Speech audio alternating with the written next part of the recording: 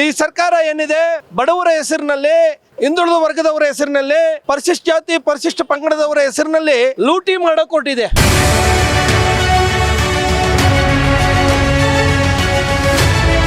ಒಂದು ಲಕ್ಷ ಮನೆಗಳನ್ನ ಕಟ್ಕೊಟ್ಬಿಡ್ತೀವಿ ನಾವು ಬಡವರಿಗೆ ಅಂತೇಳಿ ಏನ್ ಹೇಳ್ತಾ ಇದ್ದಾರೆ. ಅವ್ರಿಗೆ ಆಯ್ಕೆ ಮಾಡುವಂತ ಕೆಲಸಗಳಲ್ಲಿ ಬಹಳಷ್ಟು ಲೋಪ ಆಗಿದೆ, ಭ್ರಷ್ಟಾಚಾರ ಆಗಿದೆ.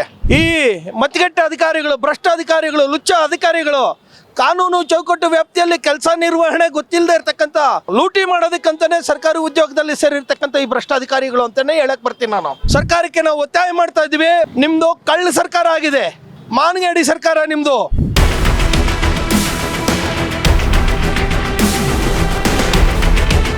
ನಿಮ್ಮದೇ ಕಾನೂನು, ನಿಮ್ಮದೇ ಕಾಯ್ದೆಗಳನ್ನ ನೀವೇ ಪಾಲನೆ ಮಾಡ್ತಾ ಇಲ್ಲ. ಯಾವ ಅನುದಾನವನ್ನ ಯಾವ ಮಾನದಂಡದಲ್ಲಿ ಯಾವ ಸಮುದಾಯಕ್ಕೆ ಬಳಕೆ ಮಾಡ್ಕೋಬೇಕು ಇದುವರೆಗೂ ನಿಮ್ಮ ಹತ್ರ ದಾಖಲಾತಿಗಳೇ ಇಲ್ಲ.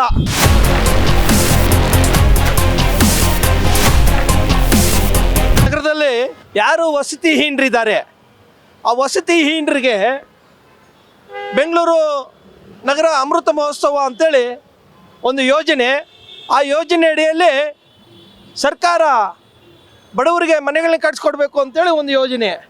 ಈ ಯೋಜನೆ ಆಧಾರದಲ್ಲಿ ರಾಜೀವ್ ಗಾಂಧಿ ವಸತಿ ನಿಗಮಕ್ಕೆ ಬೃಹತ್ ಬೆಂಗಳೂರು ಮಹಾನಗರ ಪಾಲಿಕೆ ಹಿಂದೆ ಏನಿತ್ತು, ಈಗ GBA ಏನಿದೆ, ಸುಮಾರು 27 ಕೋಟಿ ರೂಪಾಯಿನ ಸ್ಯಾಂಕ್ಷನ್ ಮಾಡಿದ್ದಾರೆ. ಅದರಲ್ಲಿ 540 ಜನ ಫಲಾನುಭವಿಗಳನ್ನ ಆಯ್ಕೆ ಮಾಡಿದ್ದಾರೆ. ಈ 540 ಜನ ಫಲಾನುಭವಿಗಳನ್ನ ಏನು ಆಯ್ಕೆ ಮಾಡಿದ್ದಾರೆ, ಇವರಿಗೆ ಕಳೆದ ವರ್ಷ 4ನೇ ತಿಂಗಳಲ್ಲಿ ಹಣ ಬಿಡುಗಡೆ ಆಗಿದ್ದರೂ ಸಹ ಇವತ್ತವರೆಗೂ ಫಲಾನುಭವಿಗಳನ್ನ ಆಯ್ಕೆ ಮಾಡಿ ಅವರಿಗೆ ಮನೆಗಳು ಮಂಜೂರು ಮಾಡುವಂಥ ಕೆಲಸ ಮಾಡಿಲ್ಲ. ಈ ಸರ್ಕಾರ ಏನಿದೆ ಬಡವರ ಹೆಸರಿನಲ್ಲಿ, ಹಿಂದುಳಿದ ವರ್ಗದವರ ಹೆಸರಿನಲ್ಲಿ, ಪರಿಶಿಷ್ಟ ಜಾತಿ ಪರಿಶಿಷ್ಟ ಪಂಗಡದವರ ಹೆಸರಿನಲ್ಲಿ ಲೂಟಿ ಮಾಡಕ್ಕೆ ಹೊರಟಿದೆ. ಫಲಾನುಭವಿಗಳನ್ನು ಆಯ್ಕೆನೇ ಮಾಡಿದೆ. ಫಲಾನುಭವಿಗಳ ಹೆಸರಿನಲ್ಲಿ ಅನುದಾನ ಬಿಡುಗಡೆ ಮಾಡಿದೆ.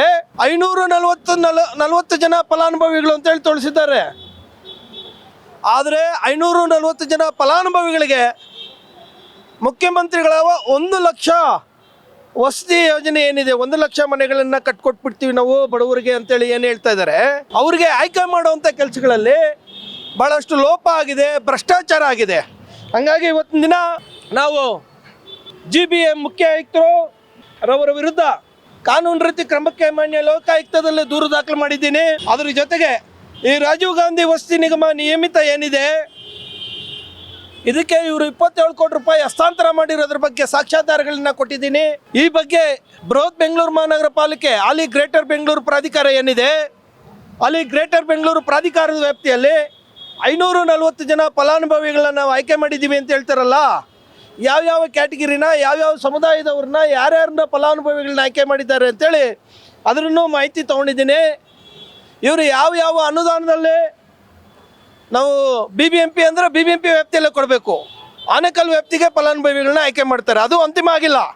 ಬೆಂಗಳೂರು BBMP ವ್ಯಾಪ್ತಿ ಅಥವಾ GBA ಏನು ಹೇಳ್ತೀವಿ ನಾವು, ಈಗ ಹಾಲಿ GBA ಹಿಂದೆ BBMP, ಅದನ್ನು ಹೊರತುಪಡಿಸಿ ಇವರು ಫಲಾನುಭವಿಗಳನ್ನ ಆಯ್ಕೆ ಮಾಡ್ತಾರೆ. ಬೆಂಗಳೂರು ದುಡ್ಡು ಬೆಂಗಳೂರು ನಾಗರಿಕರಿಗೆ ಮಾತ್ರ ಬಳಕೆ ಮಾಡಬೇಕಾಗುತ್ತೆ. ಆ ಫಲಾನುಭವಿಗಳನ್ನ ಆಯ್ಕೆ ಮಾಡೋದ್ರಲ್ಲಿ ಕೂಡ ಭಾಳಷ್ಟು ಮಾನದಂಡಗಳಿದೆ. ಈ ಮತಗಟ್ಟ ಅಧಿಕಾರಿಗಳು, ಭ್ರಷ್ಟ ಅಧಿಕಾರಿಗಳು, ಲುಚ್ಚ ಅಧಿಕಾರಿಗಳು, ಕಾನೂನು ಚೌಕಟ್ಟು ವ್ಯಾಪ್ತಿಯಲ್ಲಿ ಕೆಲಸ ನಿರ್ವಹಣೆ ಗೊತ್ತಿಲ್ಲದೆ ಇರ್ತಕ್ಕಂಥ ಒಬ್ಬ ಲೂಟಿ ಮಾಡೋದಕ್ಕಂತಾನೆ ಸರ್ಕಾರಿ ಉದ್ಯೋಗದಲ್ಲಿ ಸೇರಿರ್ತಕ್ಕಂಥ ಈ ಭ್ರಷ್ಟಾಧಿಕಾರಿಗಳು ಅಂತಲೇ ಹೇಳಕ್ಕೆ ಬರ್ತೀನಿ ನಾನು. ಯಾಕಂದರೆ ಕಾನೂನಲ್ಲಿ ಫಲಾನುಭವಿಗಳನ್ನ ಯಾವನ್ನ ಆಯ್ಕೆ ಮಾಡಬೇಕು ಅದೇ ಫಲಾನುಭವಿನ ಆಯ್ಕೆ ಮಾಡಬೇಕು. ಯಾವ ಸಮುದಾಯದ ಅನುದಾನ ಯಾರಿಗೆ ಮೀಸಲಿಟ್ಟಿದ್ದಾರೆ ಆ ಅನುದಾನದಲ್ಲೇ ಅದೇ ಜಾತಿಯ ಅದೇ ಫಲಾನುಭವಿಗೆ, ಅರ್ಹ ಫಲಾನುಭವಿಗೆ ಕಾನೂನು ಮಾನದಂಡಗಳಡಿಯಲ್ಲೇ ಆಯ್ಕೆ ಮಾಡಬೇಕಾಗಿರೋದು ಇವ್ರದ್ದು ಕರ್ತವ್ಯ ಆಗಿದೆ.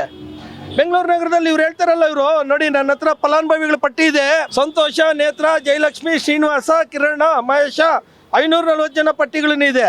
OBC ಅನುದಾನದಲ್ಲಿ ಇಲ್ಲಿ ಹೇಳ್ತಾರೆ, ಇಲ್ಲಿ ಜನರಲ್ ಅಂತೇಳಿ ಕೊಡ್ತಾರೆ, ಇಲ್ಲಿ ಜನರಲ್ ಅವ್ರ ಮೊಬೈಲ್ ನಂಬರ್ ಕೂಡ ತೊಗೊಂಡಿದ್ದೀನಿ. SC/ST ಕ್ಯಾಟಗಿರಿಲಿ ಕೊಡ್ತಾರೆ, ಮತ್ತು ಕ್ಯಾಟಗಿರಿ 2A ಅಲ್ಲೂ ಕೊಡ್ತಾರೆ. ಈ ಥರ ಯಾವುದ್ರಲ್ಲಾದರೂ ಕೊಡಲಿ, ಆದರೆ ನಿಜವಾಗ್ಲೂ ಯಾರು ನಿಜವಾದ ಅರ್ಹ ಬಡವ ಇದ್ದಾನೆ, ಯಾರಿಗೆ ತಲುಪಬೇಕು ಅವ್ರಿಗೆ ತಲುಪಿಲ್ಲ, ಅವ್ರಿಗೆ ತಲುಪಿಸ್ಬೇಕು. ಹಂಗಾಗಿ ಮಾನ್ಯ ಸರ್ಕಾರಕ್ಕೆ ನಾವು ಒತ್ತಾಯ ಮಾಡ್ತಾ ಇದ್ದೀವಿ, ನಿಮ್ಮದು ಕಳ್ಳ ಸರ್ಕಾರ ಆಗಿದೆ. ಮಾನಗೇಡಿ ಸರ್ಕಾರ ನಿಮ್ಮದು. ನಿಮ್ಮದೇ ಕಾನೂನು, ನಿಮ್ಮದೇ ಕಾಯ್ದೆಗಳನ್ನು ನೀವೇ ಪಾಲನೆ ಮಾಡ್ತಾ ಇಲ್ಲ. ಯಾವ್ಯಾವ ಅನುದಾನವನ್ನು ಯಾವ್ಯಾವ ಮಾನದಂಡದಲ್ಲಿ ಯಾವ್ಯಾವ ಸಮುದಾಯಕ್ಕೆ ಬಳಕೆ ಮಾಡ್ಕೋಬೇಕು ಇದುವರೆಗೂ ನಿಮ್ಮ ಹತ್ರ ದಾಖಲಾತಿಗಳೇ ಇಲ್ಲ. ಉದಾಹರಣೆಗೆ ಗ್ಯಾರಂಟಿ ಯೋಜನೆಗೆ SC ST ದುಡ್ಡು ಬಳಕೆ ಮಾಡ್ತೀರಾ. ಅಲ್ಲಿ ಯಾವನ್ ಕ್ಯಾಸೆಟ್ ಬಿಟ್ಟು ತೋರಿಸ್ತಾನೆ ನಿಮಗೆ ಬಳಕೆ ಮಾಡ್ಕೊಳ್ಳೋದಕ್ಕೆ? ನಿಮ್ಮ ಕಳ್ಳ ಸರ್ಕಾರ ಅಲ್ವಾ? ಲೂಟಿಕೋರ ಸರ್ಕಾರ ಅಲ್ವಾ? ಕಾನೂನಲ್ಲಿ ಎಲ್ಲಿ ಮಾನದಂಡ ಇದೆ? ಬೇರೆಯವ್ರು ಮಾಡಿದ್ರೆ ಅವ್ರ ಮೇಲೆ ಕೇಸ್ ದಾಖಲು ಮಾಡ್ತೀರಾ. ನೀವು ಮಾಡಿದ್ರೆ ನಿಮ್ಮ ಮೇಲೆ ಕೇಸ್ ದಾಖಲಾಗಲ್ವಾ? 570 ಜನ ಫಲಾನುಭವಿಗಳಿಗೆ 540 ಜನ ಫಲಾನುಭವಿಗಳಿಗೆ 27 ಕೋಟಿ ರೂಪಾಯಿ ಮಂಜೂರು ಮಾಡಿದಿರಲ್ವ? ಯಾಕೆ ಫಲಾನುಭವಿಗಳಿಗೆ ಇದುವರೆಗೂ ತಲುಪಿಸೋಂಥ ಕೆಲಸ ಮಾಡಿಲ್ಲ? ಬೆಂಗಳೂರಲ್ಲಿರ್ತಕ್ಕಂಥ ನಮ್ಮ ತೆರಿಗೆ ಹಣಕ್ಕೂ ಆನೇಕಲ್ ಭಾಗದಲ್ಲಿರ್ತಕ್ಕಂಥ ಫಲಾನುಭವಿಗೆ ಅಥವಾ ಅಲ್ಲೇ ಫಲಾನುಭವಿಗೆ ಅವಕಾಶ ಕೊಡೋದು ವಸ್ತು ಯೋಜನೆಯಲ್ಲಿ ಯಾವ ಮಾನದಂಡ ಇದು? ವೈಯಕ್ತಿಕ ಗೃಹ ಯೋಜನೆ ಅಂತ ಏನು ಮಾಡಿದ್ದೀರಿ?